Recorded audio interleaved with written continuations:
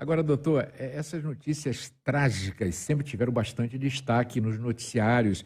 Quantos programas aí, né? A gente tem nas tardes aí dessas TVs abertas no Brasil que só destaca notícia ruim. E tem uma audiência muito grande, a concorrência muito grande, inclusive entre eles. E aí, a gente pergunta o seguinte, essa disseminação das redes sociais também entrando junto, elas parecem ter potencializado o que já existia na TV aberta e agora com as redes sociais, então, mais ainda. Com certeza potencializou sim, Robson. A gente tem que pensar que o nosso cérebro, o nosso funcionamento mental, ele é um funcionamento arcaico.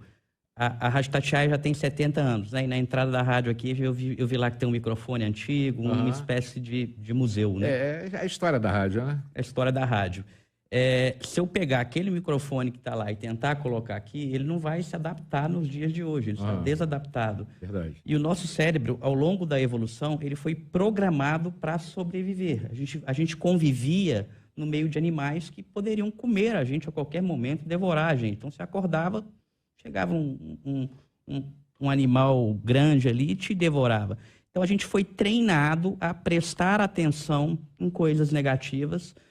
Naquela época... Instinto de sobrevivência. Instinto de sobrevivência. Como se a gente tivesse uma memória interna que fica atenta o tempo inteiro buscando por ameaças. E lá atrás, isso era útil.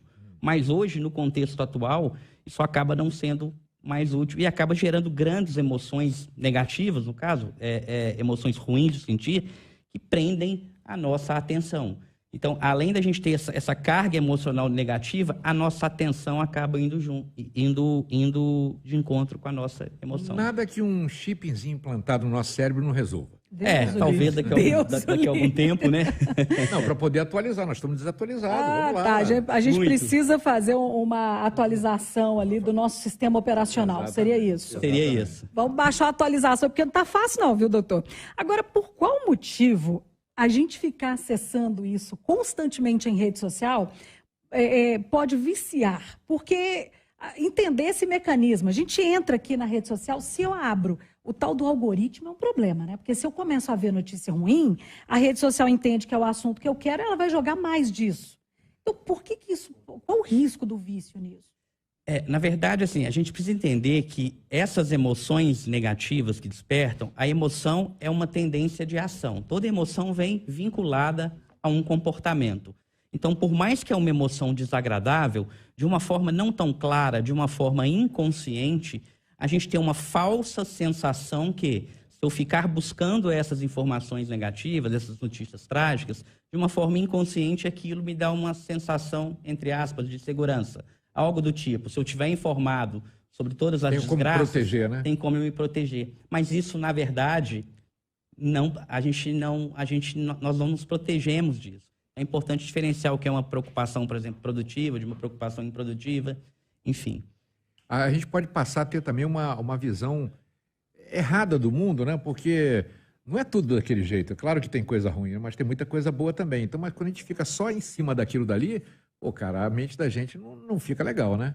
Não fica. E é importante, Robson, a gente tentar tirar a nossa atenção desse modo automático, porque de uma forma automática, como a gente foi programado para ficar atento à ameaça, ao perigo o tempo todo, a gente começa muitas vezes a ver perigo demais, onde às vezes não tem, e muitas vezes a gente coloca a nossa atenção em situações que... não vão ser úteis para a gente ou ficar preocupando demais. Só fica desgastando a gente, Só desgastando, né? a gente, tendo um estresse crônico. Vamos para as ruas. A Clarissa Guimarães está lá conversando com o povo.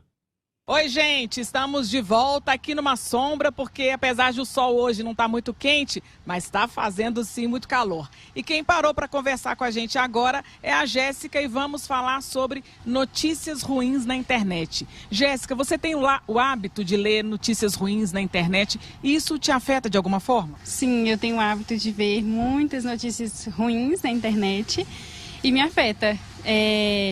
Apesar de eu ter um conhecimento de cada coisinha, mas afeta sim. afeta bastante. Afeta de que maneira? Você fica triste, você fica nervosa, isso te deixa ansiosa? De que maneira esse tipo de notícia atrapalha, por exemplo, no seu dia a dia? A gente fica com medo, né? Até de sair de casa, com essas notícias ruins, a gente fica com medo até de sair de casa. Eu mesma fico muito receosa. E quando você recebe alguma notícia ruim, você tem o hábito de compartilhar ou você guarda só para você? Geralmente eu compartilho, até para outras pessoas terem cuidado também. Geralmente é coisas que acontecem na rua, então eu compartilho sim para as pessoas ficarem mais atentas. Uhum. Esse depoimento foi bem interessante, porque ela falou ali o quanto isso afeta e que a gente compartilha, né? Dá uma certa sensação de medo constante, né, doutor? A gente está nessa sensação de medo constante e a gente vai propagando isso. Então, quando ela fala, né, que dá até medo de sair de casa, por exemplo, você vai estudar à noite, você trabalha à noite, passa por uma rua deserta, você se preocupar, talvez, em arrumar uma companhia para ir com você, ou de repente uma carona, ou prestar atenção em algum horário mais movimentado, é uma preocupação útil.